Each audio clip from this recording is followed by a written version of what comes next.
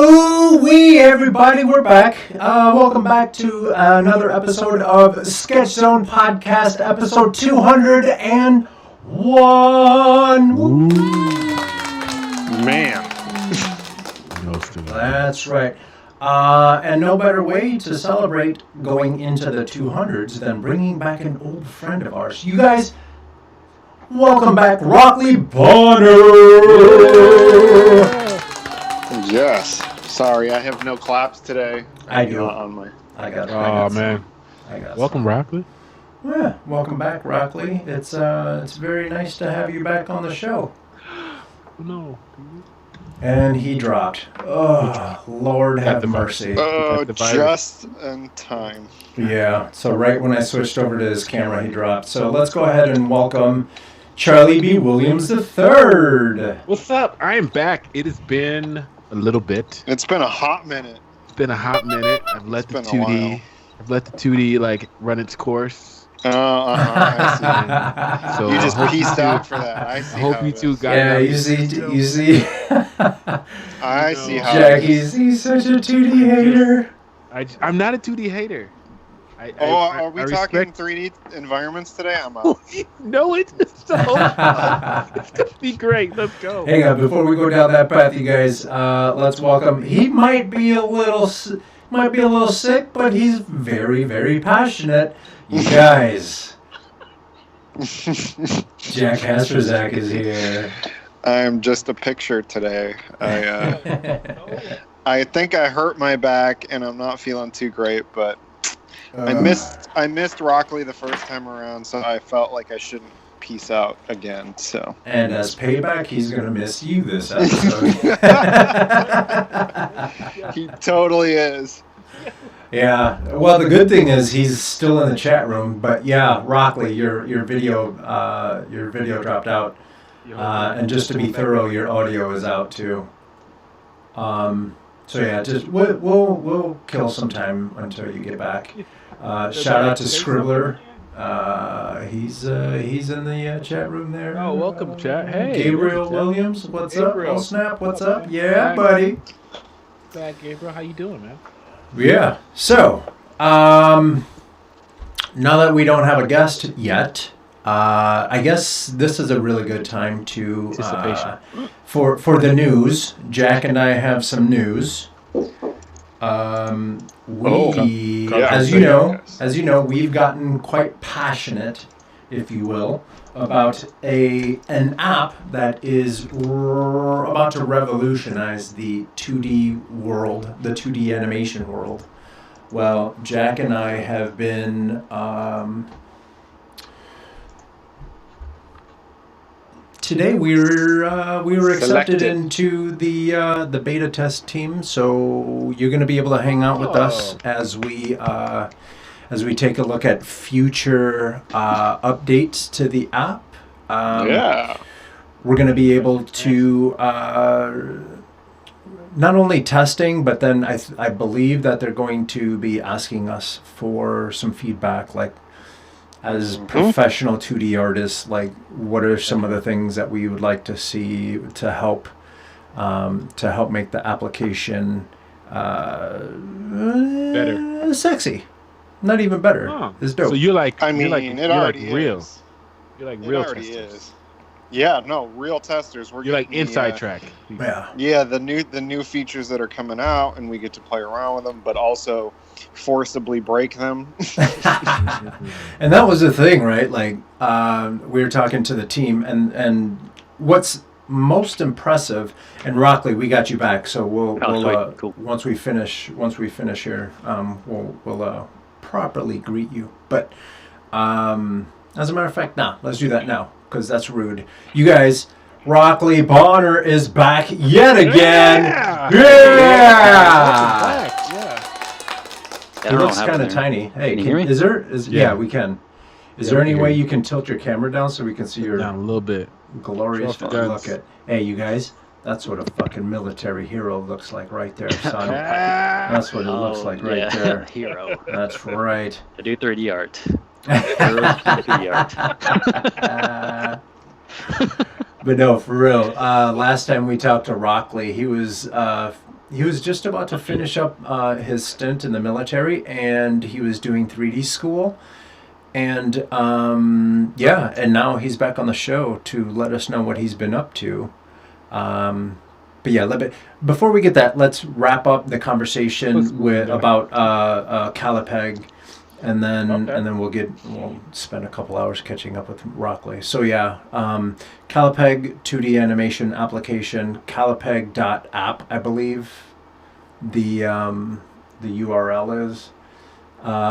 It's available in the App Store, and it's a magnificent 2D animation app. And the thing that's probably more mind-blowing than anything, it's that the team is 4 people big. They have one person doing the development, one person doing like all the business stuff, one person doing the marketing and stuff, and then one person, I think, Benjamin Benjamin is like all over the place, and he kind of helps with everything. So I think he's like he's like kind of the face of the company. He does marketing, biz development. Yeah, a lot of the UI biz development, a lot of the drawings and stuff for the websites. It's pretty crazy. You guys have a special meeting with the team? Yeah, we had a Skype call with literally the whole company, which is 4 people. Wow. Which is so yeah, insane. It's awesome. We had a Skype call with the entire company, and we still had plenty of seats available for anyone who wanted to get on the Skype call. But no, we're cool. super excited to help. Hey, Landon. We're super excited to help because this was their first step into developing this application, and they did a fantastic job. And I think, honestly, they were super excited to have a couple more people. And if you guys remember, we had Travis Blaze, who is an amazing 2D artist that's worked on Beauty and the Beast, Lilo and Stitch. You know what I'm talking about? Like Aladdin. Like, so he's a badass. We had him on the show last episode, 2 episodes ago. And yeah, now we have an excuse to harass him all the time, because he helps them too. He does. He has helped them. What do you call it? Like doing marketing too, and he's been giving feedback too. So basically, me and Jack were invited to join that part of the team. So they were very excited that that I was able to create a couple videos for them. They were very excited that they came on to Sketch Zone to talk about the application. They were excited that Jack was available to help. They love the fact that me, Jack, and Travis get along as well as we do. So it's only going to be really, really cool, really good things that are happening with this application, and I'm excited to be a part of the team. Jack, do you want to chime in real quick? No, I mean you covered it pretty well. Yeah, it's an awesome app. I suggest anyone who's slightly interested in 2D animation, check it out, because I mean, Carlos can tell you that on our private chat we just go endlessly about software and bouncing back and forth, and this one's dominated the chat. Super solid. I mean, no other. Yeah. Dominated the chat. Yeah. For like a month almost now. Like school type, like I think I'm interrupting a Zoom college course. I'm like, I think I wrote one time and Jack bust out laughing. Am I the only one not animating on this chat? Yeah. But it looked really cool when I watched all the videos. So yeah. I'm actually using it for a professional project right now. I'm so excited about this project. I can't wait to be able to talk about it, but it needs to be there and it needs to be released for me to be able to talk about it. But it's going to be good. It's going to be good. And I'm animating in Calipeg to prove that this is a viable solution. Yeah. So yeah. Anyway, that's enough of that 2D talk. Let's talk 3D. Rockley's back, you guys. Thank you. Hello. How you been, man? Pretty good. How about you guys? Can you hear me? Yeah, we can. Yeah. Yep. Sweet. Yeah, you're Alright. good. Good. Yeah, so last Yeah, time we that- chatted, young man, Yes. you were in the military, about to finish up, and you were doing 3D classes. How'd that go? It went pretty well. I mean, I went straight to. Well, I was in Missouri then. I actually finished in South Korea, but I went from South Korea before I terminated in the military. I went to Noman for about a year. Then I went to Halon. Went to work for HowMuch was working for Lucasfilm on The Mandalorian. Then Hang on. what's up? Pull back a little bit. Yeah, you can't just like drop something like that and be like, Yeah. okay, yeah, and then I went ahead Keep and I. going like it's not- Can we tell what was your responsibility while working on The Mandalorian? Because it was amazing. It was a very innovative project.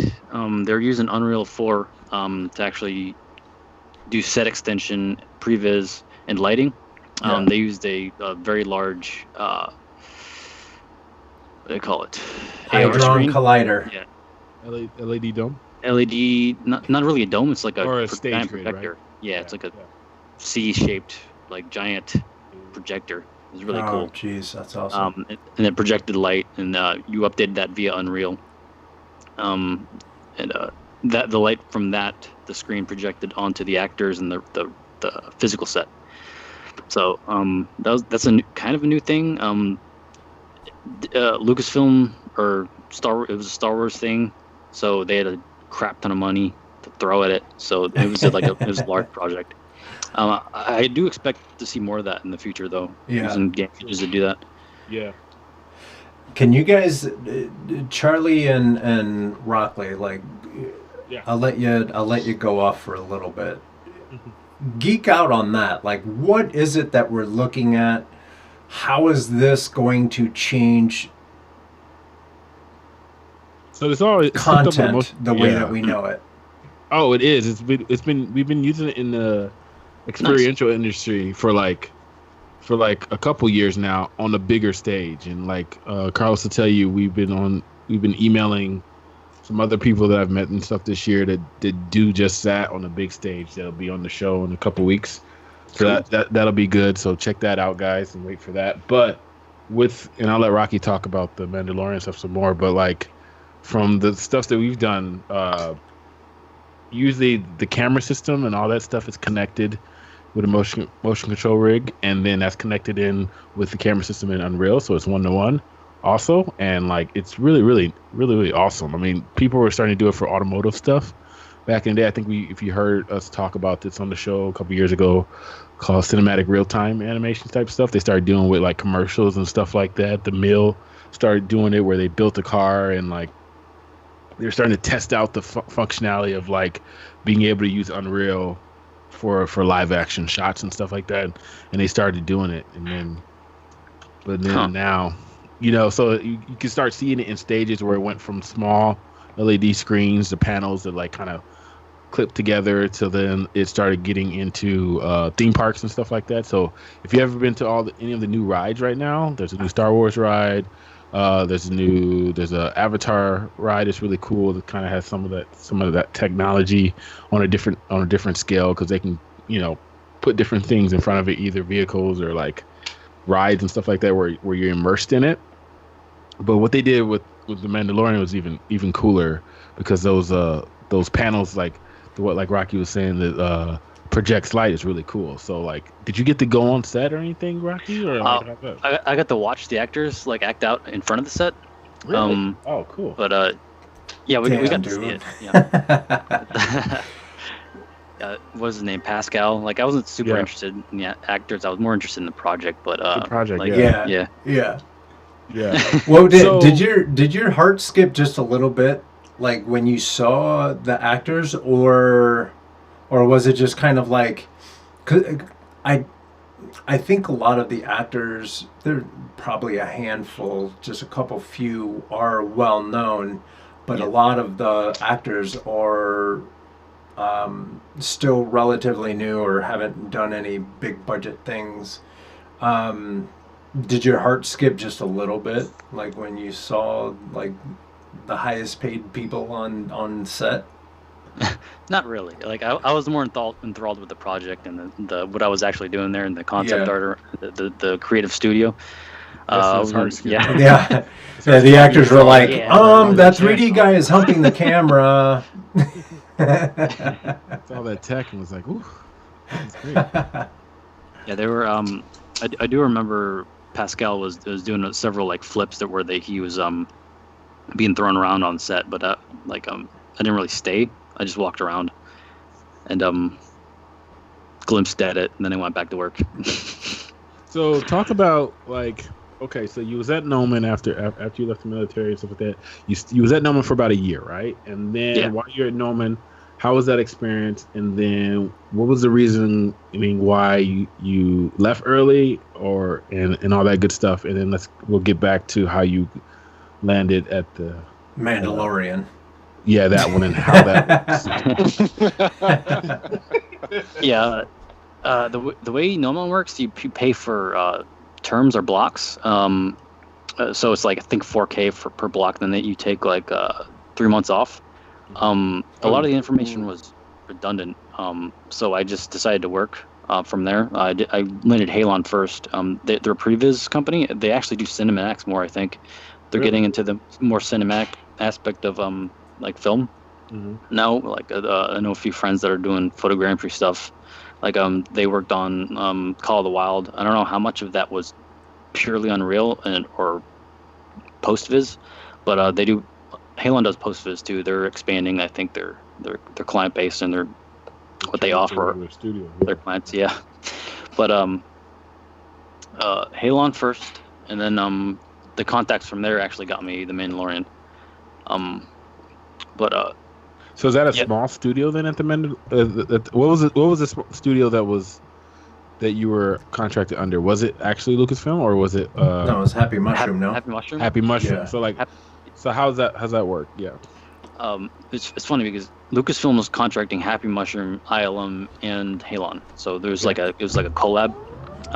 Yeah, that was cool. Like there's some really talented people on there. The guy from Lucasfilm, I forgot his name. Landis Fields. Yeah, he's super talented. But he was supervising all the other supervisors under him. I suppose he was like the head honcho guy. But it was like a hierarchy under Lucasfilm. How big was your team? Let's see, our guys were like 4, I believe, 5, and then Halon had like 3 people.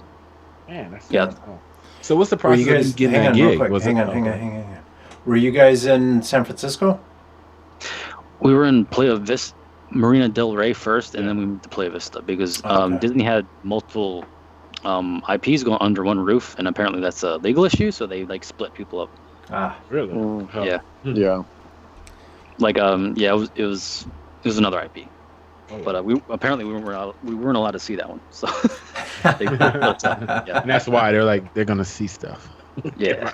How the big time spoiler alerts. So Charlie, go ahead with your question. You had one before. So the question was like, how did you? No, you're good, man. You're good. The question is how'd you get on? How'd you land the job?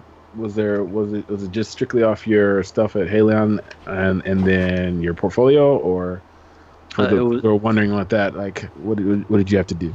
Yeah, that was interesting because I believe Happy Mushroom contacted one of my friends that used to work at Halon, and he recommended me. And the owner of the studio went to Nomon before, so he was a past Nomon student. So he's like, "Oh, Nomon guy," another guy recommended him, so he kind of hired me on. So it was a contact thing, really. That's sick. Yeah. Yeah, a little alma mater type deal. He's a Nomon guy. Never mind. Yeah. Yeah. There it is. Rockley is like, pass me my skates. I'm about to get this job. Just skate right in. What were you saying, Jack? Did we actually say like what your role is, or what you ended up doing? It was called VAD. You can think of VAD, virtual art department, as like game art, like specific game art like a workflow, just Okay. sloppier. It's sloppy. You And do then- it good, fast. And then, so what was your title or transition at the studio? Fat artist. Oh, okay. So there's like a whole department now for this. So visual, Virtual art virtual art department. Yeah. art department. Oh, okay. Oh. Think of it as a games workflow, but sloppy. Oh, Like that's- RUV. That's what I do. That's awesome. Like, yeah, you can't be like packing that stuff good. Sometimes it's not. Yeah. Oh, cool. Interesting. Yeah, because you're just throwing graphics cards at it, so it's not like run by blocks. So how is it different than like a traditional previs artist? Previs, you don't have to finish it. Like stuff with the Mandalorian, you had to make it good. Oh, got it. Previs- So this is production. It's going all the way to final picture. Yeah. Oh, okay, got it. So did you guys just get concept, or are you enhancing the previs that was already made and just taking it to the finish? I think Island touched it last, so they might have finished it up. But what we did, it was supposed to be. I've heard it called really pretty previs. Oh. Yeah, Island touched it last. I don't know what they did, but yeah, it was. I don't know how much of our work made it to the final, show. Okay, If that that's makes what you're sense. saying. Yeah, so you're just providing assets. Here you go, and then they're doing what they want with them. Okay, Mhm. that's I cool. believe. Cool. We're looking So we're looking at your art station, and there's this really cool spaceship. yes, the Halo. That's that, an old one. Apparently, you comped in Photoshop. Yeah, I just made that real pretty. Yeah. But I have Marmoset in there, and I have a spin around of it later. Yeah, it should be in there. Yeah, It's in there. It's super cool. thank you. Yeah, I want to actually, I'm confident as a mid-level artist. I actually want to see if I can, if after this contract is over with EA, I want to see if I can get my portfolio up to senior level, because I still have 8 months left for the GI Bill. Mm-hmm. Oh, And it's totally focusing on your artwork for 8 more months. The goal would be to get my portfolio up to senior level. Cool. So then, Get back so to you that. just are you take you a break able- in this work. are you able to take care of, or are you able to take advantage of your GI Bill at Noman? Yeah, since I stopped early, I have 8 months left. Oh, so you would go back. Yeah. Get ready You for just got- senior so level, just- dude. So it's just pick and choose what you want to. I guess what you want to take then at that point. Yeah, probably take games again. I could take film in the traditional comping workflow where it's just post-rendered. Yeah, But I think I'd rather specialize into real-time rendering now because it's going to get stronger as time goes on. Yeah, more used, more frequent, and you can comp out AOV passes in Unreal too now. So Yep. That's cool. That's awesome. That's Yeah. awesome. Cool. So after Happy Mushroom, where'd you go? from there, I worked on my portfolio, and then I got EA Tiburon in Florida. Can you say what team you're on? Lighting, just funny. Lighting. Wow. Take it a little easy there. A little We're bit. looking at right now. We're looking at a picture of.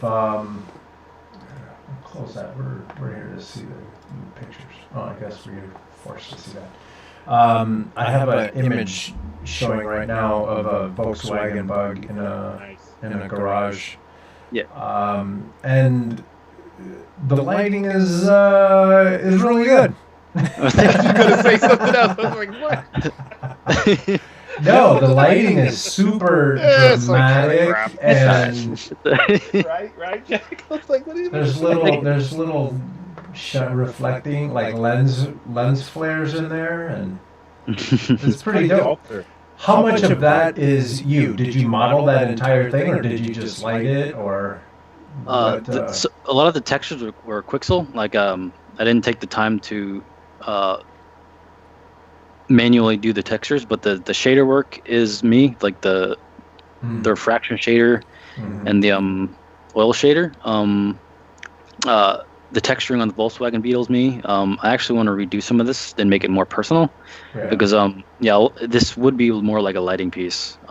Which is funny because at my job I'm a lighter, but they don't approach lighting like this. It's like cinematic shots, and you have to have a mix between baked and real time. Actually, I haven't got into that yet. I'll get into it later, but now I'm just doing work. The couple things. First thing, you need to write a little message on the back window of the bug that says something like "help me" or something like "wash me," something funny. Yeah. And then under you have this one, like it's a camera move that's kind of pushing in and to the side, and under that there's, for some reason, you have a bowl of spaghetti just sitting there. Like, it says oil shader and another one says glass refraction. Like, what's that all about? Those are shaders in Unreal. The oil shader was I actually built it a little while ago, but it's a Vertex paint shade. Yeah, it's a Vertex painted shader, with a wet map, based on like a height map that I got off. I got off Photoshop. I used the Quixel normal and height, and I kind of like adjusted it in Photoshop with the via levels. Yeah. And it has a fall off to it, and a Fresnel on the oil. So the gloss isn't like a. It isn't. The fall off is different according to the camera angle, basically, for the Fresnels. The fraction. Yeah, so it looks kind of goofy, actually, in the viewport. I actually don't like it that much. Like, it looks kind of fake, but. I mean, fraction shader. Now that I look at it, I actually don't like it. That looks kind of fake, but I like it. I like it a lot. It has a lot of personality. Yeah. All right. So what are we looking at now? This is a. You know what? I think I can. Let me switch over so you guys can see what the hell I'm talking about. Yep. I have a ton of windows open right now, so please. Ooh, which one are you gonna show? Don't show the wrong one, Carlos. I know. Why don't you close the stuff out? You need to go. You guys don't want to see that. All right, there you go. Yeah. Hell yeah, there's the Mandalorian set right there. Yeah, this has nothing to do with 3D. This is all lasers. Lasers. What's it like to have to texture a laser? Just kidding. Are you looking at the Halo scene? Yeah, it's the Halo scene. Oh, okay, Yeah. all right. Yeah. Sarcasm. We're trying to be funny, yeah. All right. I'm sorry. I haven't been here in a while. This is great.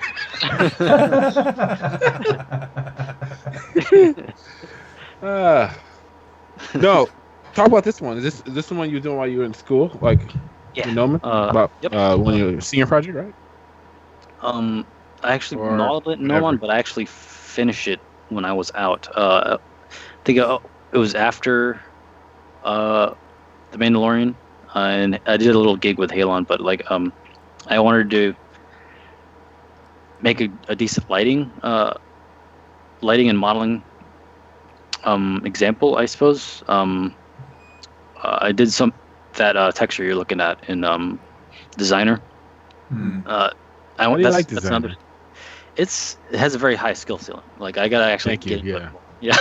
Yeah. It's kind of hard. I brush the surface of it, but you can go into real depth in that, and then there's jobs that are specialized in it. Yeah. High skill ceiling. I like that. Yeah. Mm-hmm. This is an impressive layout for a Mario Kart game.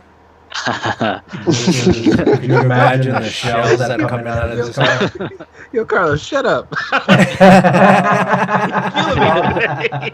I'm ready for that game. I want that one. Shoot That's lasers. the scariest Mario Kart. Hell yeah, I'm ready for love that. It's all fun and games until Disney buys Nintendo and makes that Exactly, happen. and then you get Star Wars cards. And then you got little miniature Master Chiefs and I better get my finder's fee. All right, I like some this more- one. This is the one I like. Oh goodness! I like this lighting on this one. Yeah. It was just moving. Why did it stop? Yeah. How do you like the lighting department in games instead of straight environment? Right now I'm just doing busy work. Like I'm really? doing like labor, Making honestly. copies and grabbing coffee. Probe volumes. Oh, that's it? Yeah. Probe It's volume. the volume, man. But yeah, everybody else is doing shot lighting right now. I'll get into that eventually, but like that's the meat of the job in my opinion. A lot of studios do the whole shot lighting thing, and that has a little technical curve to it. It also has an artistic curve to it as well. I remember when I was fleshing this out, like I really wanted to nail the lighting, just because I was just beginning to understand the value of it, and like being able to just seeing the value of it in my art pieces, because if your lighting's bad, everything looks bad.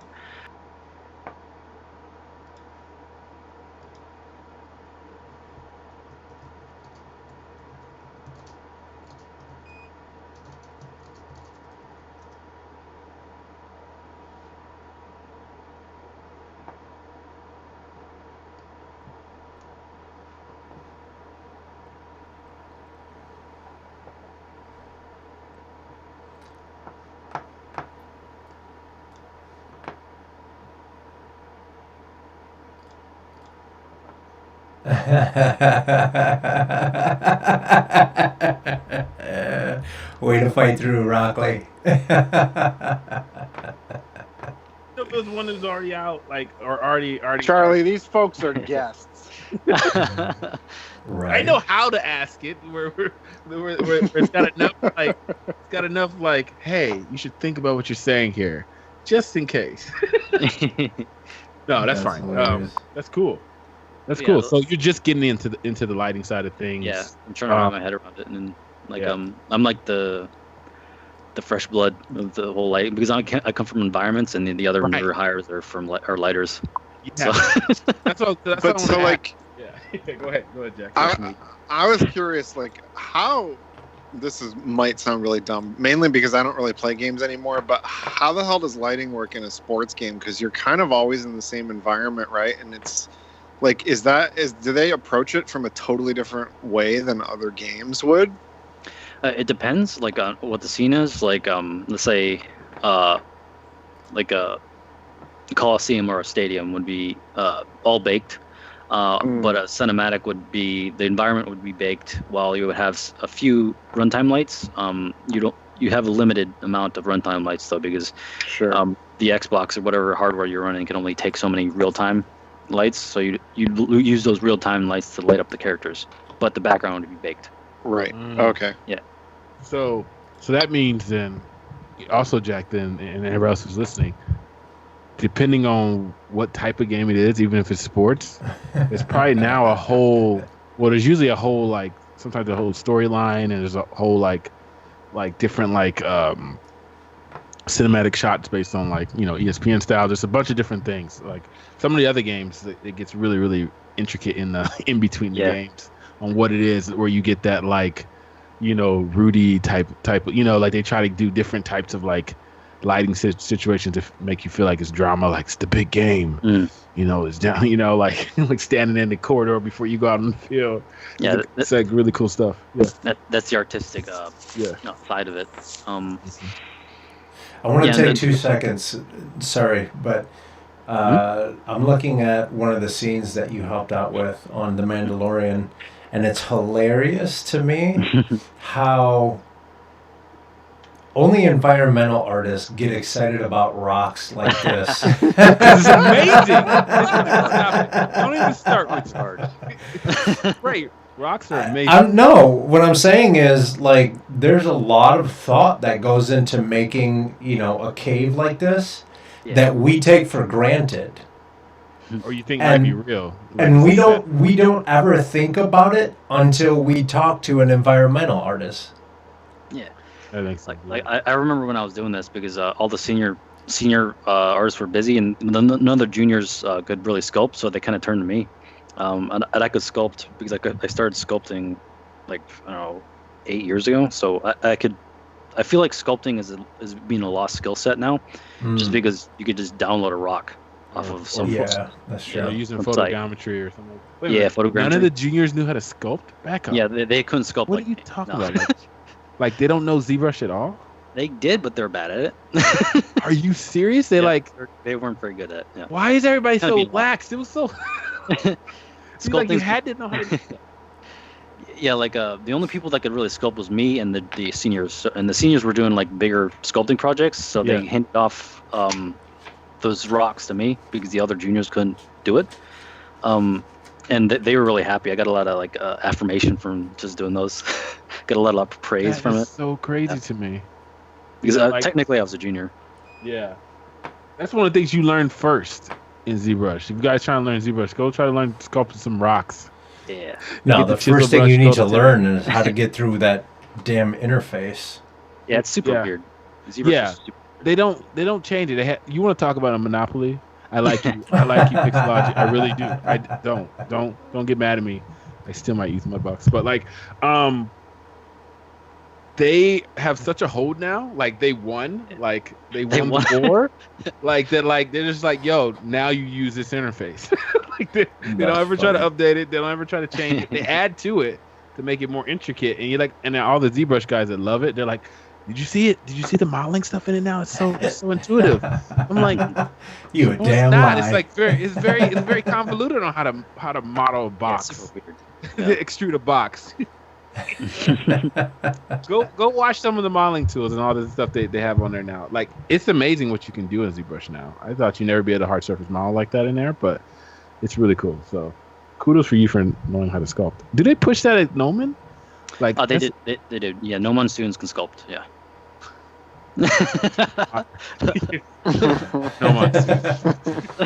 He answered that like, how dare you ask that question? Yo, SCAD students are the exact same way too. Oh yeah, SCAD students, we know how to do that. Yeah, we can do that. Yeah. It's like 5 schools that can do that. Everybody else is just struggling. Yeah, I feel like a lot of schools it's kind of being a lost skill set, and it's just sculpting is. People are just like don't want to do it, and then you have the teachers that don't really know how to teach it really, really well. Yeah. At times, because it's such a niche thing. But even when I was teaching, I always thought it was like, all right, you had to do this, and some guy would be like, oh, well, I'm gonna do environment, so I don't really need to get into it. And I'm like, you're stupid. No, you have to know how to do it. You can't call me stupid. Yeah, I can. Yo, wait a minute. That's a ridiculous thing to say about it. Like you got to learn what you need to learn from it, like sculpting rocks or doing hard surface chisel, like destruction stuff. There's a bunch of stuff you can do in it. You don't have to sit there and try to sculpt the head. Don't break your neck trying to do that. Learn it for what you need to. So it's cool. That's great. Talk to me about this Decepticon. That was a fun project I did a little while ago. I actually want to redesign them because the shapes, like you look Looks at the like shape. He has a like, really big happy mushroom. You is so stupid. Dangler, little. Shower, not a grower. That's a Michael Bay design right there. Full on Michael Bay. He would love you. But yeah, like all the shapes in there, you can look at it and like, oh, that's a square, that's a rectangle. Like I kind of want to, because since I'm a little better at modeling now, like I want to create more intricate shapes there and more abstract shapes. You into spheres now? Well, like, no, I mean, you into spheres, bro? Do you even sphere? You don't have to answer. You can just talk to me if you want. You even sphere, bro? Heard of Yeah, that, John? Yeah, I modeled them like a few years ago, and I rendered them out at Nomon, Yeah. V-Ray, like yeah, and AOV All jokes passes. aside, he's dope as hell. Like, Like- this is a cool robot.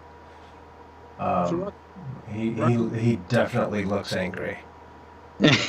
was this rendered in Marmoset? Nope. Or you said ALV. You said Yeah, V-Ray. Yep. right. Yeah, because Nomon teaches you V-Ray before they teach any kind of real-time stuff. Hmm. Oh, really? Even in the like game? any compositing. Yeah, even games, they have like a base, which is like basic Maya stuff, and then AOV passes, and then you either split into games or like VFX,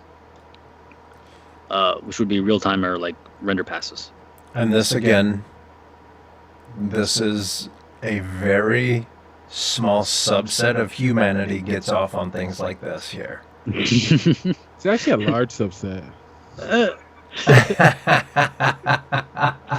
Bigger than you think. People would walk by and be like, okay, so there's water on the ground. And we're like, you don't understand. Show the shader. Keep scrolling. The oil shader I showed you guys is actually a hybrid of this. Yeah. Yeah. No, this is like, and this is what when I try to talk to, how do I say it? Normal people, I guess, about some of the things that they overlook when you're watching a movie or whatever, especially the ocean. People are like, oh, okay, it's the ocean. I'm like, you don't understand how much computer effort goes into making. How much takes to do computer? Yo, that's it. Yo, write that down. That's awesome, Carlos. How much computer does this take? 12 computers. You ate something before this week, and it's amazing. Do it every time. You don't know how much computer that took, bro. That took a lot of computer right there. But no, like these are things that we take for granted, that people take for granted, and they say, "Oh, that looks like water." I'm like, "Yeah," but Didn't at first. yeah, They don't appreciate it. yeah. You don't appreciate that. That's like, And this is the bowl of spaghetti that makes water. yeah, Bowl of Actually, no. spaghetti. it's the web. It's what scares me. As you get into the Unreal shader web, it's like, gosh, high skill ceiling. Yeah, that's another one. High skill ceiling stuff. Yeah. That's crazy. I remember I think that's a Halon, great job. they had a landscape artist. And all he did was like not all he did, but he was very good at the Unreal network. What do you call it? Because he's What we were just talking about.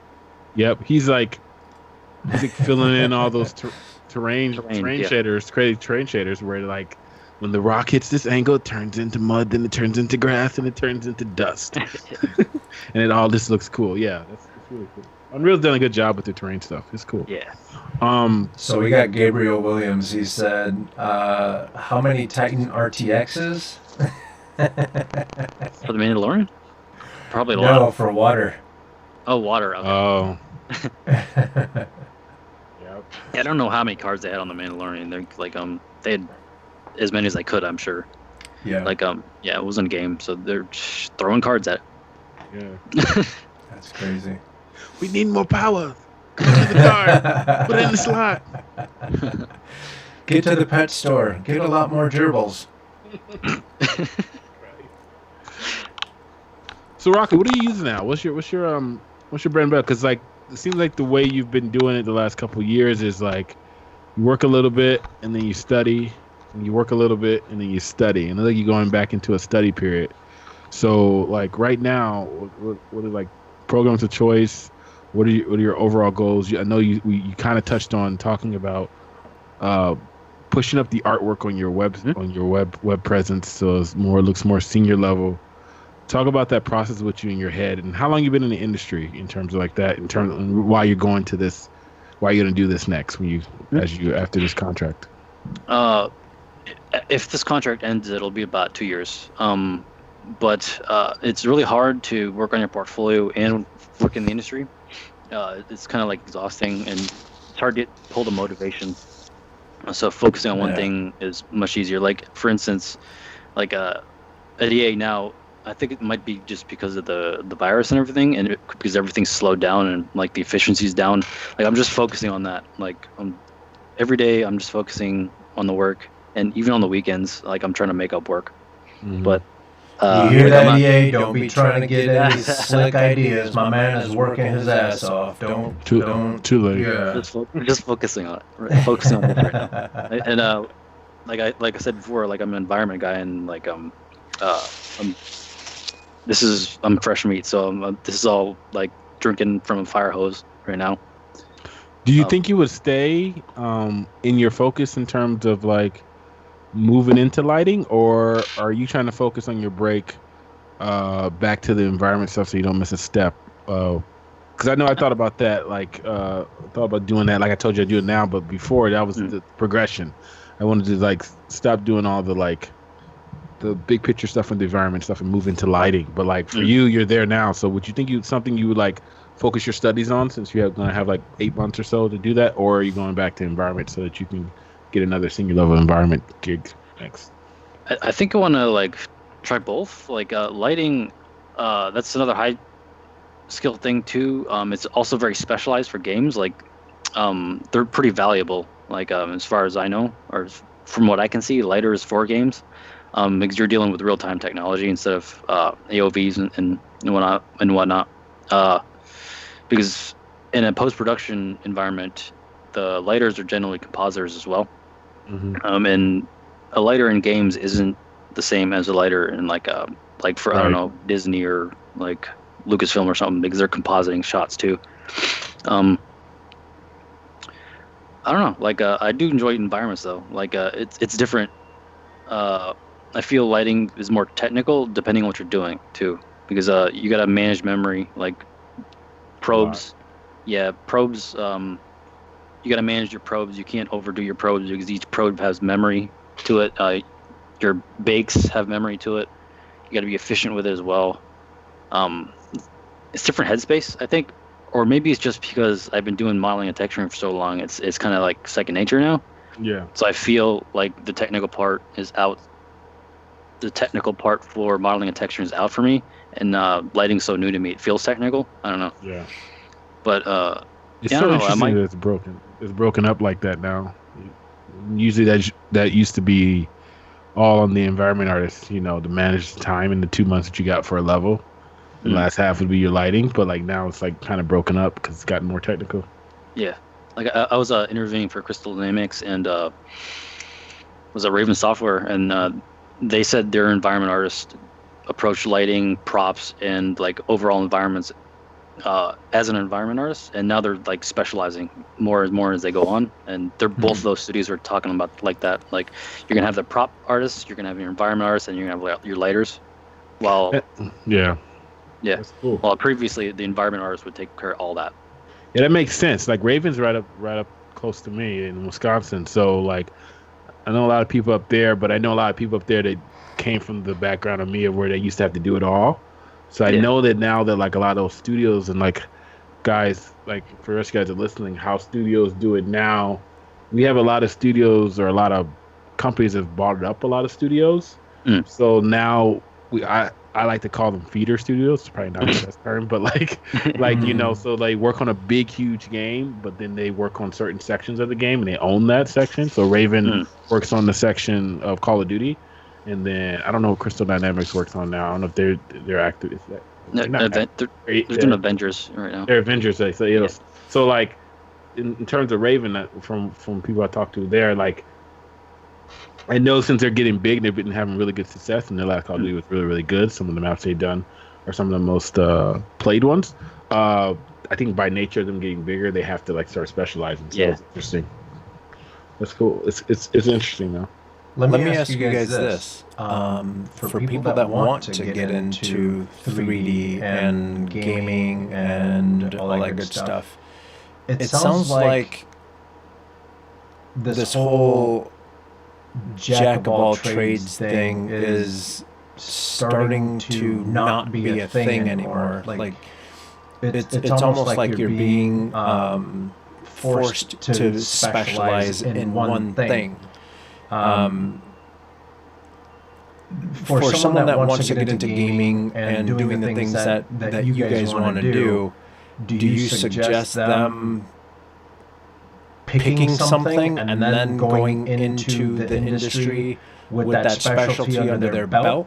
Or are we still talking to the younger folks that want to break in? Are we still asking them, know as much as you possibly can, you'll specialize when you get in there?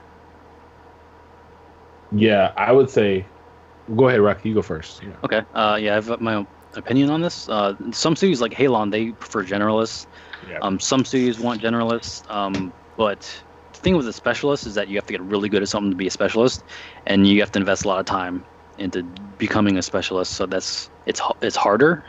So a lot of schools they try to generalize you and want you to specialize later, but it's also hard to get a generals because the skill ceiling is lower. There's more like low-level generalists than specialists, if that makes any sense. Mm-hmm. Like a really good specialist. So try to chase the specialist thing, because you're going to probably end up specializing anyways. I don't know. See, there are jobs out there for generalists. So yeah, there. Like if you're a good generalist, you can make it too. So I don't know, like. If you really want to, go ahead. Go ahead. No, go ahead. Sorry. Like if you really want to do something, if you're really passionate about, say, modeling or texturing or lighting, then focus on that.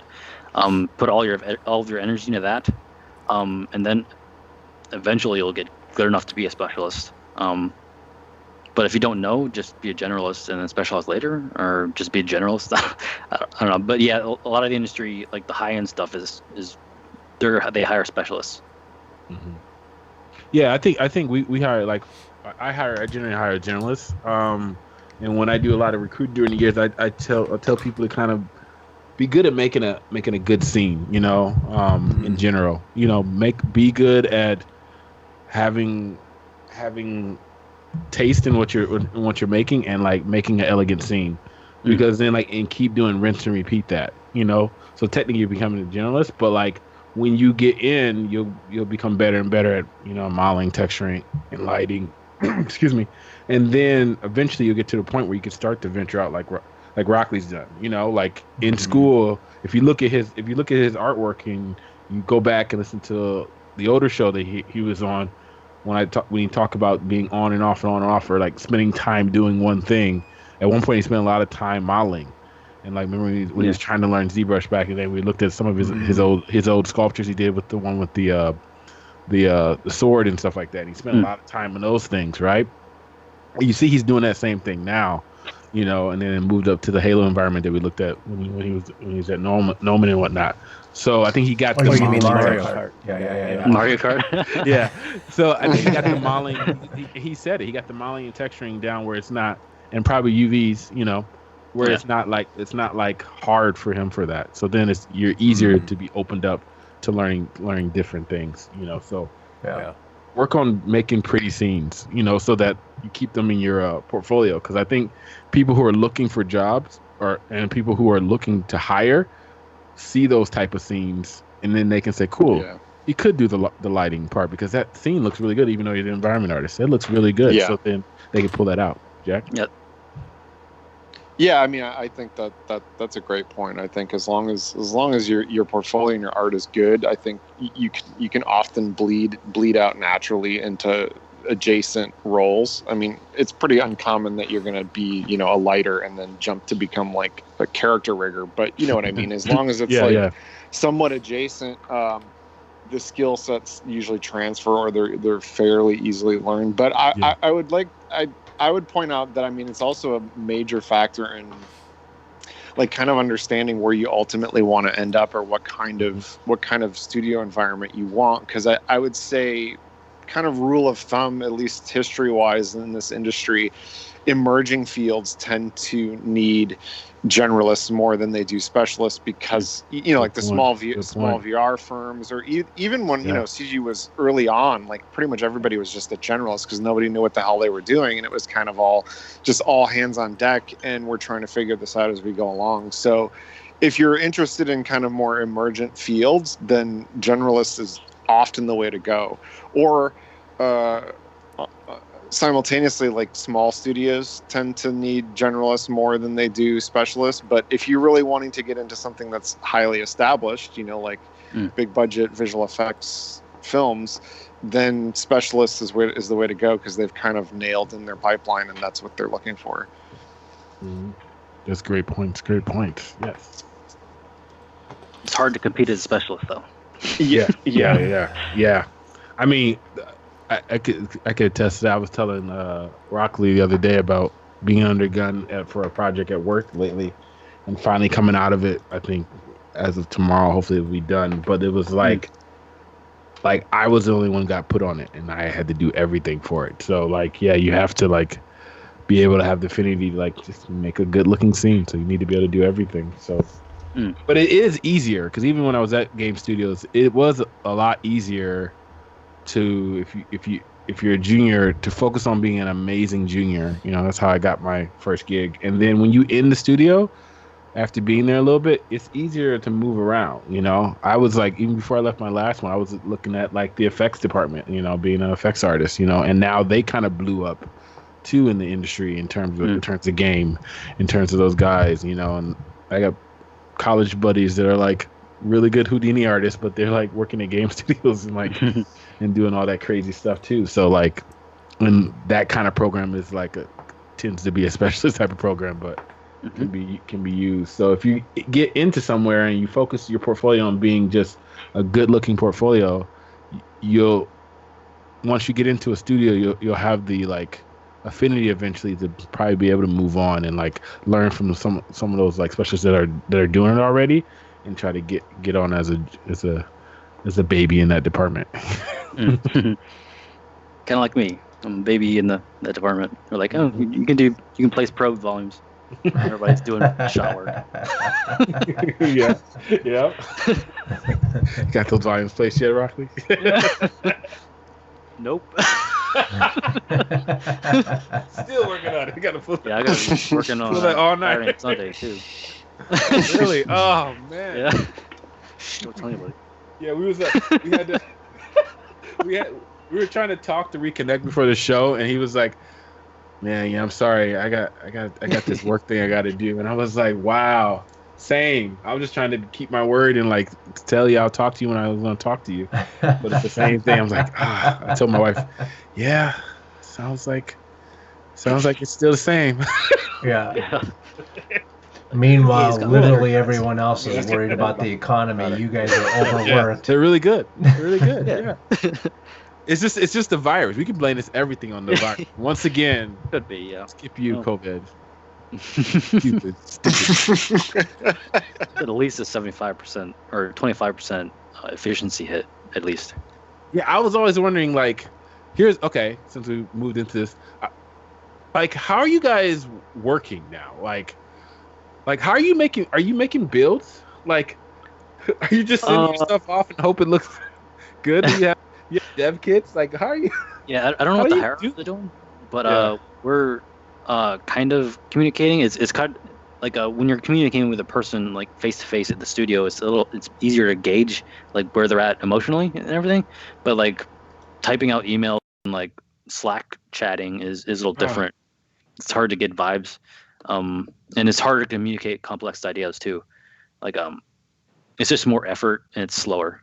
And I don't even want to type that much. I was like, can you just get on the phone so I can talk to you real quick? But even if you want to do that, it takes 5 minutes because you gotta set up, you gotta send 3 emails, or three messages. Oh man. So are you just sending models? I mean, I'm sure you connected to your repository, but that seems like that'd be crazy. How to just see your stuff in game. Yeah. I don't necessarily see it in game right now. I don't know what the seniors are doing, but I'm just in my little cog, I believe, right now. Yeah. I just remote into work basically. And I shelf my stuff in Perforce, and then when I'm done with it. Yeah. And they tell me if I did stuff wrong. I'm in my little. So I was like, do it. All right, let's see what happens. I'll get that email. It is kind of I was. It's kind of like that because it's way easier to get like to call somebody over and it's like, hey, what's wrong with this? And you're like, oh, that, and that, and it's like a whole ordeal to send an email, and like he has to log in, he has to unshelf it, and they has to check it. Like he has to unshelf your change list and check it for you. The whole thing. Yeah. Cool. Carlos. I think we lost him. Oh, did we lose Carlos? Okay, we can keep going. Test. Yeah, I can't Test. Yeah, I can't wait till this stupid virus thing's over. Like, I'm also new at this, the lighting thing, so it's really like throwing a wrench in the machine right now for me because my learning curve is being screwed up. Yeah, I mean, I feel like half of like when I was in the in the production pipeline, like half of my learning curve was sitting next to people. you know, like I just be like, hey, how do you do this? Oh, you're watching somebody else. And it's like, you just absorb so much just from being next to people. Without that, I don't know, man. I don't know what I would do. Yeah, especially because you're working at a big place like EA. You're like, cool. I have to physically be there to learn this thing. There's nothing you can watch really online, and you're like, your learning resources just got cut off, and you're just like waiting to read an email. Yeah. All right. Yeah, it's really inconvenient, but so send good vibes, chat over to Rockley. He's having a hard time right now. I am more of an introvert, but like I do appreciate people now. I appreciate people more as I get older.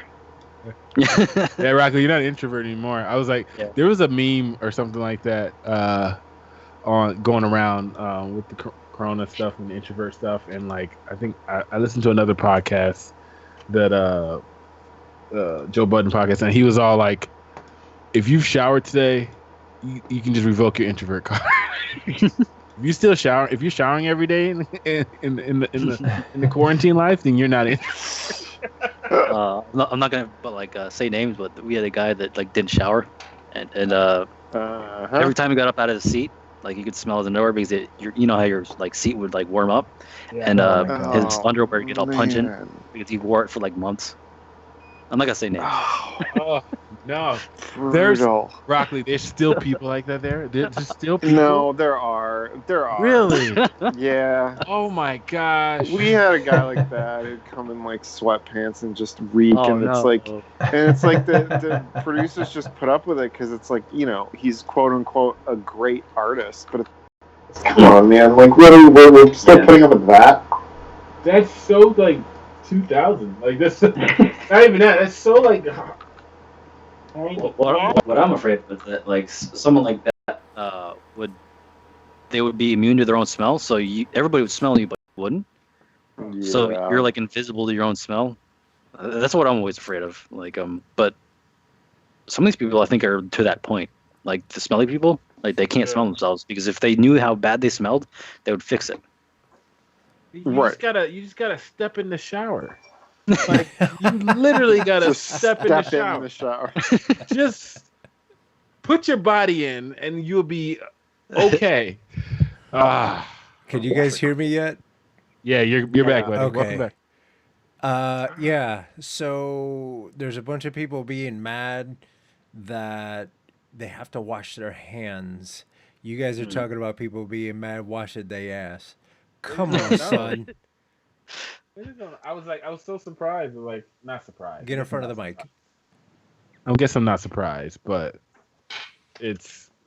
I feel bad. I hope you had to sit right next. You know what? No, I'm kind of right. Oh no! In a small room, like everybody knew it. Oh, in a small room. He denied it though. Oh. One of our leads, he would spray him down with like axes. Like you reek today, but the boss really liked him. So they Yo, give that lead a plaque. I love that. Our lead was very direct. It says like, "Yo, you stink today, bro." But the boss likes you. Yeah. What's that? Yeah. He leaves the room, goes back to the lead desk. But I did my part. I told you stink. And this is something that people don't usually talk about that is a reality in a lot of this creative industry stuff where, you know, the management team might be putting their team through some things and you're just like, okay, something's got to go. And usually it's the shower. Yeah. I don't understand. Or is them not washing their clothes? That's another Yeah, thing. that's You know, like really bad. mama and daddy just didn't really instill washing your drawers back in the day. They Keep should putting just on the same clock. that could be Yeah. that, and they just wearing it the same day. Wake up and just throw it on. Like, come on. And here's a pro tip.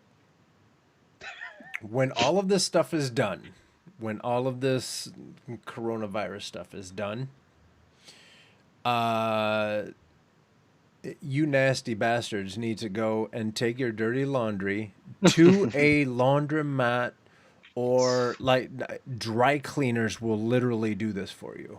You drop off a big bag of your nasty clothes and you come back on Wednesday and it's nice, clean. They have it folded. Everything is good. Like we can't It's not have even that people out here. expensive, too. We Yeah. can't be having people out here making six figures smelling like dog feet. Can you imagine though? Because like it's probably not that expensive. It's really not that expensive to get dry cleaning anymore. No. Yeah. Yeah, they do a good job too. Like They do really, yeah. Like you probably paid a dry cleaning bill probably by Wednesday if you ate out lunch. Like if you eat out and you work in or live in a major metropolitan area that has nice restaurants or food, which is a little bit higher priced wherever you are. Like Oh, you look, probably have already done it. Hey, we have a confession, and I'm gonna put this on full blast. We got one Landon Wilson in the chat room. Landon Wilson says, "I feel bad for people who were near me freshman year in college." Landon, you were that dude. Really? Oh, you were one of those Judging you guys? so hard right now. Landon. Come on, son. You light skinned too. Wait, like, but what he are you didn't- doing? We need some. And he light-skinned, we need too. some explanation. Ah, Landon. Oh, and then he What were you says, doing, dude? "Hang on," and then he says, "I'm sorry, I was a bum. LOL." I want the for shame bell. The lady. Hang on, let me see if I can find one. Put that I in the have- chat. Like I have a for shame. Hey, I have a for shame glockenspiel. Jesus Christ. Oh, I don't know if it's playing. Damn it. Fail. You know, technology, when you decide Rockley- to fail, you fail big. Anyway, moving on. Rockley, are you still online in the art community or anything like that? Like you were? I'm trying to, but like for now, like I'm just so focused on work right now. I'm not. I was before I started like crunching. Yeah. I was trying to get back into the poly count and stuff like that. We talked about this on the old show. In the it could be interesting topic now. The importance of social network in terms of like social art communities online and stuff like that. And because some people say they're not like they used to be, they're a little bit different. But there's still some of the big ones around. You know, Red Daggers and stuff like that for the 2D guys, Polycount, you know. I mean, some of the big forum sites, we don't even really talk about those anymore. They're still there, but I was just wondering, like, you know, maybe they've changed to like Reddit and Facebook and stuff like that, Facebook groups and stuff like that. But what do you usually do when you're not crunching? I try to work on like personal projects, but it's hard to find the motivation. Like, for instance, one of the critiques I got from the art director at Crystal Dynamics was to work on a prop and make that like really good. Since there's an environment guys and there's a prop guys, and generally people don't get hired for environments because that's more of a senior position. They hire like prop guys first, and then they branch out into like environment. But personal projects, Polycount Discord server. Like a lot of the Polycount people move from Google Hangouts to the Discount server in Polycount. Okay. And I'll shoot like that link over. Yeah, shoot that link over. We'll put it in the show notes too. Okay. Yeah, it's great. So a lot of communities are on Discord now. Polycount's Yeah, big I think so. community, guys. If you guys are not been to Polycount and you want to get into games, you want to get into even modeling, helps, texture in yeah. general and stuff, it helps big. There's a lot of people on there, and it's known for years, just like Rockley amped up his alma mater about being a gnoming guy. Polycounter guys are known for giving harsh critique and good critique. So like it's like a staple. So if you're trying to find ways of getting critique outside of the nexus or outside of your bubble that you're in, where everybody says that looks pretty cool, dude. If you want the real critique, What was the 2D one? hit up Pink uh, lipstick? it was red daggers or scarlet daggers. Okay. I can look it up. There's a Facebook group, and it's also connected. There's also 10,000 hours, 10K hours, which is Justin Yeah. Gopi Fields and all them guys over there. So that's another big one where that's like a huge list of artists that are posting up work every day on Facebook group, and then you can post your artwork up too. That's more of a showcase type deal, but I think people are still getting little critiques there. But like, yeah, that's grown huge in the last 5-6 years. That's a lot of artists on that on that list. So that'd be another place to put your artwork, and that's anything. It could be 3D, it could be 2D. That's anything. If you want to be a concept artist, you want to be an animator, all that good stuff, put it up there because a place like 10,000 hours, you have so many people on there that are like juniors as well as like seniors of the seniors and stuff that can see your work. It's like a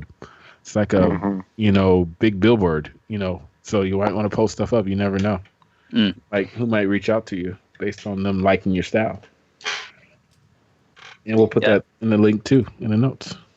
Yeah, I know a few people from the good old Polycount days that I still know, and they know me and I know them. Yeah. Oh, that's awesome. Yeah, it was refreshing. I got to hire a generalist, but a junior 3D artist this year. He graduated from Columbia College.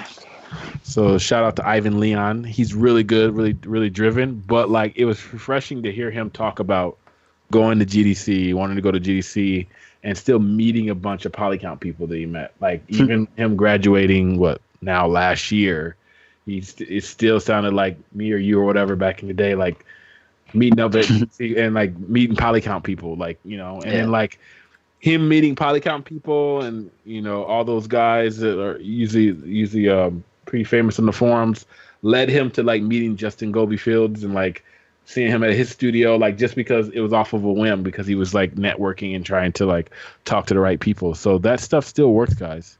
I know we don't talk about it as much anymore, but that kind of like networking still puts you in the place of knowing somebody that knows somebody that gives you recommendations based on how good your artwork and stuff like is, because that helps. I know that there's one that I think Jack and Landon have joined, but it's this guy that I met online, BJ Dell, and he's got a Facebook group called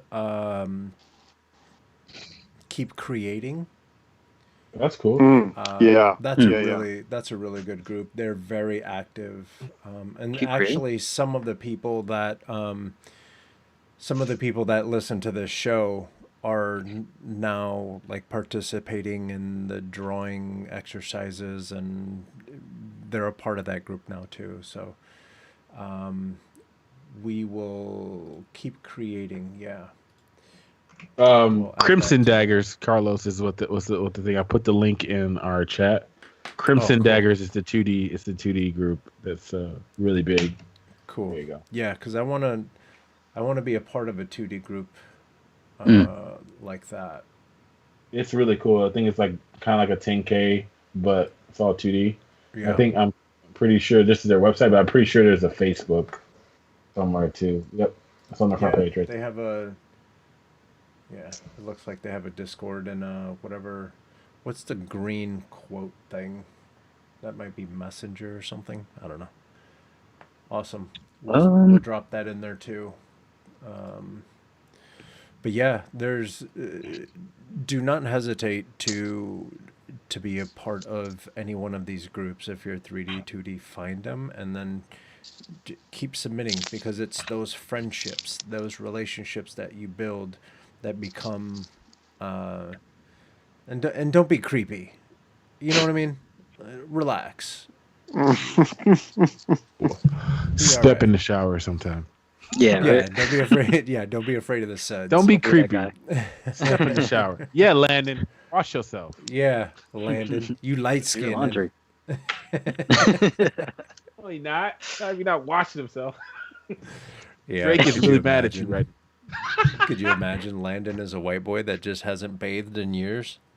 Like, man, you tinted now. What's going on? with the same curly hair though. You gotta give him the same curly hair. He'd be like Dave, the new show Dave, you know? Hey, you see the episode So- where they cut the hole in the table? Yes. Yeah. What did they call it? Did he call it planking? No, whatever. Milking, Yeah. I think. Milking. Yeah. I'm a little mad at it at the whole. The show's great because it has like Atlanta vibes, like Yeah. you know, like but on the other side, a different taste.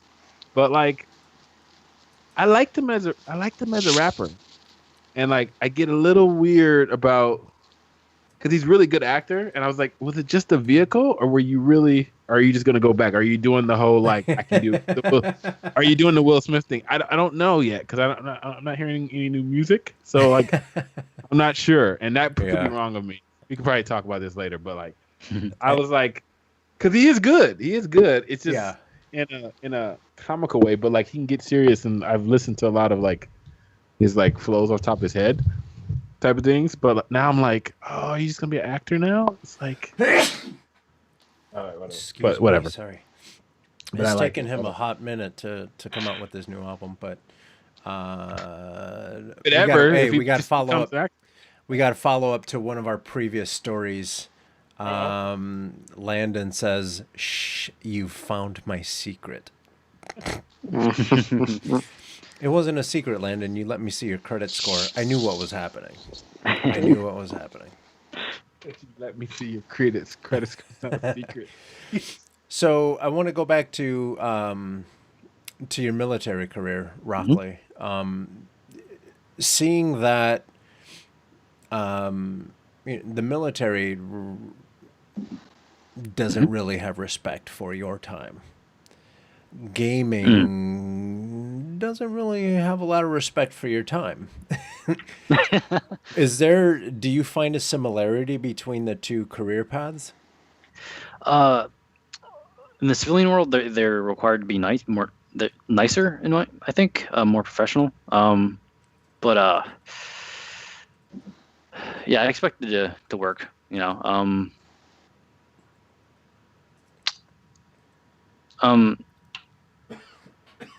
I guess it's just more polite. I guess, but they were both very result oriented. Yeah. And yeah. Yeah. Is Yeah. there a lot of room for questioning when you're in the gaming environment? Oh, yeah, they want you to do that for the most part. But you know, when people say that to ask questions, they tell you what they really mean is ask questions, but not too much, so that Yeah. you don't like annoy them and waste their time. But yeah, they encourage asking questions, especially with me because I come from environments. Mhm. But again, like the seniors do get annoyed, like anyone else would if you ask them Yeah. too much, and because they're super busy. Those guys are super busy. Yeah. And I'm sure that there's a difference between asking questions to have clarity versus asking questions because you think you know more than everybody else. Yeah. I guess it's always an art form, right? Right? Yeah. Like, like a balancing how much you've asked somebody and how long ago was that, because people do get annoyed. Interesting. Yeah. In the Air Force too, like I was around a lot of technical things that were fairly important, so you kind of had to ask questions, even if they did get annoyed with you. It's better if you did ask a question and get your balls busted rather than break something Right. and then get written up for it. Right. And that's, I mean, when I was when I was in the military, you better be absolutely clear with what you were doing because we were playing with nukes, and if you did the wrong thing, like people were glowing. You know what I mean? Yeah. Yeah. So, Get in a lot of trouble. Yeah. yeah. And that's you know that's something that needs to be said, because for some reason, and I'll defend the younger generation as much as I possibly can. However, as fresh younglings getting into this career path, you need to know when to know things and when to ask things. Because no one really likes a smartass, and Yeah. if you're gonna walk in with that, and then mix, because this is a personality that, especially as a developer, I've bumped into these guys a lot. That person that we were talking about that didn't really take as many showers as possible. That for lunch they're having like fiery hot Doritos and and Mountain Dew, you know. So healthy. Yeah, so and then especially developers, and Brain I food, say bro. this, with respect. I really do. Like I'm not trying to put that many people on blast, but you talk to a developer and a lot of times they'll just give you a very short, curt answer and say something to the effect of, well, it works on my machine, you figure it out, I got shit to do, or whatever it is. And no, homie, that's not that's what I'm cool. I like to tell jokes, but I will tear into you if you don't give me a little bit of respect. You know what I mean? So all that to say, please just like have respect for people's times and stuff like that. You all are in it together. Mm. So, it's a team effort. Yeah, like what Charlie was saying too. There's definitely an art form to it, and sometimes you got to think twice or three times to like word how you're gonna approach it. I have been guilty for like, being tired and just being more direct than I needed to be. But yeah, there's definitely an art form to it. Like in the military, like everybody's direct. Yeah. Like you're just direct, and Because there's no time for pleasantries. Yeah. Yeah, nobody really cares if you're pleasant either.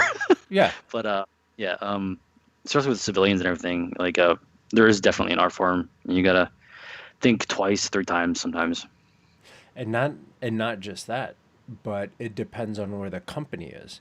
Because say you're in New York, or even Chicago. Chicago, you get a little bit like, hey, how's it going? Cold enough for you? That's everyone's funny thing in Chicago. Cold enough for you? Shut up.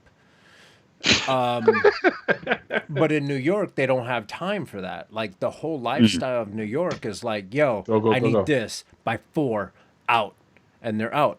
Whereas here on the West Coast, you have to talk about people's day. You have to talk about their sourdough starter. You have to get all this stuff out, and then you say, got so specific. and then you say, by the way, if you can I please have this by 4? Right. So it depends on where you are, too. See ahead. though, what you said, like asking about their family and their like asking about their kids or asking about their hobbies, that really like it really helps ease and like make the conversation go smoothly. It's really nice actually. Yeah. Like I've used those. Yeah. Or bringing up something they've talked about before, and like lets them know that you were listening to them. Being sensitive does have its like quirks and perks. It gets you in good with that other person. Yeah. They like you. They like you more. Yeah, it's true. And think about that, like, especially if you're along the chain and you're waiting for something. If you go to someone and you're giving them a hard time, they're going to be like, I'm going to be done when I'm done. Whereas if you're nice to them, they got your back. They'll look out for you, and they'll be like, of course I'll spend an extra 20 minutes before I go home to get you your thing that you can finish doing. You know what I mean? Yeah. Yeah. So, yeah, again, it boils down to be cool, man, because the entire team is in it together. Yeah. Mm-hmm. And yeah, like in the military, I remember there was no time for that. You got one sentence, 7 words, 6 were bad. There was no please. There was none of that stuff. Like, do this, do it over there, and then, you know. So, yeah, you just Yeah, work I on remember people's skills. adjusting to that. Or go ahead. Yeah, I remember the first time like adjusting that communication style. It was a little weird, but now I prefer it. Yeah, But I agree. like the military communication style, because it's emotional energy, like getting to know someone and like talking about things that aren't related to work with them. You know, making friendships. It's emotional energy. It is worth it, but it is energy that you're expending, extra energy that you're expending. Yeah. At least for me. Like if Yeah. you're an extrovert, No, I'm that sure you makes love sense. that. Yeah. Now, and think of this too. There's a lot of people, a lot of very successful people, do things like they have the same outfit on day in and day out Yeah. because they're making decision after decision, and they're making a certain set of decisions in one day, and they don't want to waste some of those decisions on what shirt do I wear today. That's how efficient their brain has worked. Steve Jobs was notorious for his outfit, and it was because his brain didn't have time to sit there and have a conversation with himself, talking about what should I wear, a blue shirt or should I wear a white shirt today?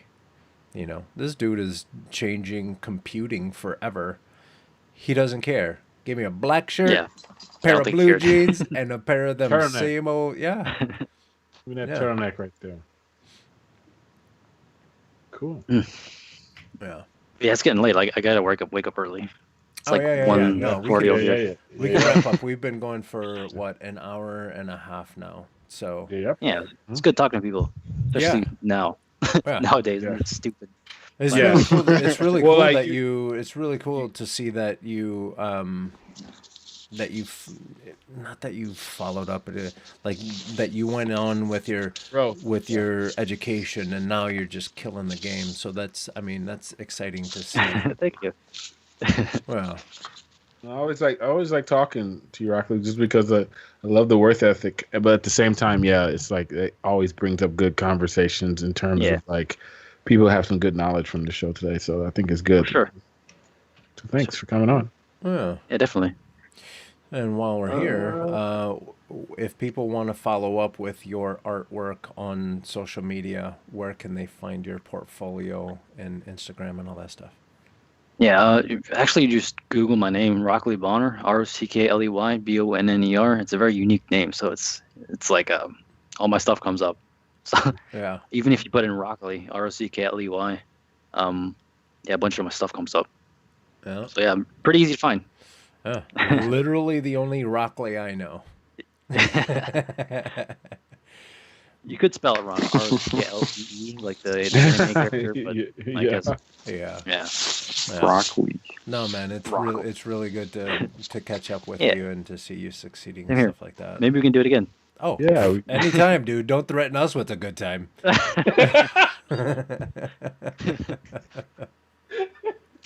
Yes. Yeah. Sweet. Hey, Charlie, if people are looking for What's up? you online, where can they find you?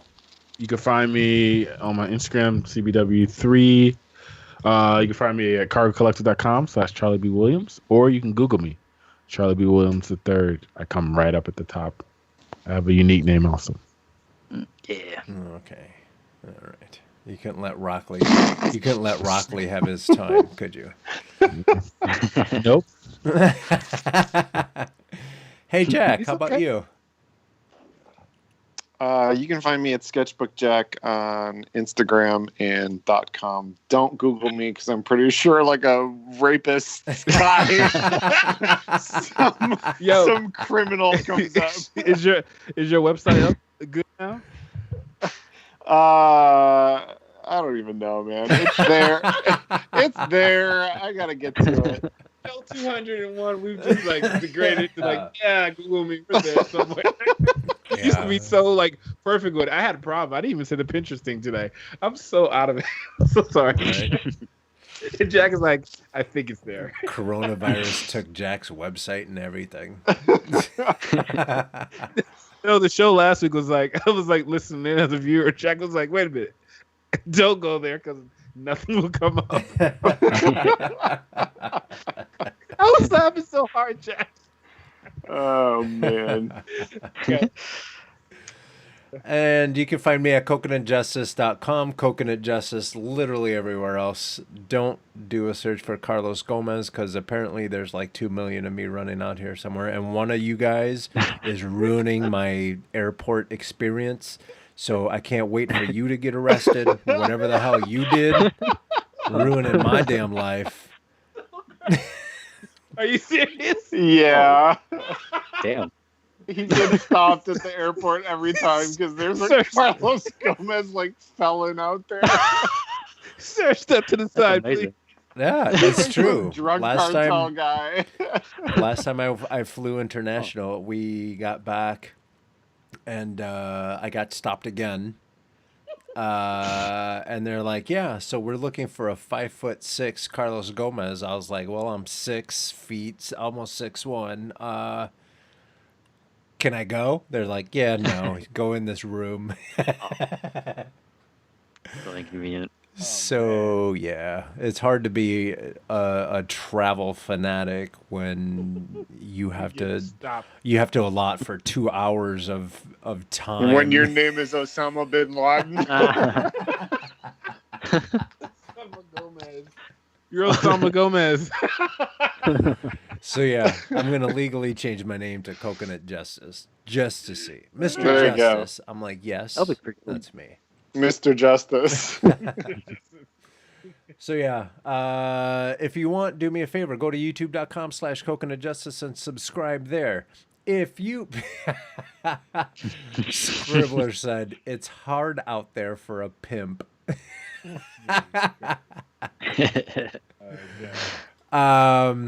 Yeah, and this is Sketch Zone. We try to do this every Thursday night, so please come and check us out. And if you haven't already, please subscribe, hit that little bell, so you'll be alerted every time we go live, every time we come out with content. That's it. Sketch.zone, because there's 200 other things of this. We have one with Rockley in there. You know, you can check out Baby Rockley. That Blast from the past, yeah. Yeah. Check Baby out Rockley Baby is there. Rockley. And we can see the before and after. Swole-ass Rockley. Yeah, I can. That's I think I will check that out, yeah. That's a play on the minute Mandalorian. You called him Baby Rockley.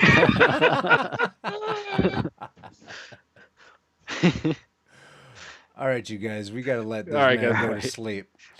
Yeah. So, yeah. Subscribe, and we'll see you guys next week. See you guys. Sweet. Have fun. See ya. Yeah. See you later.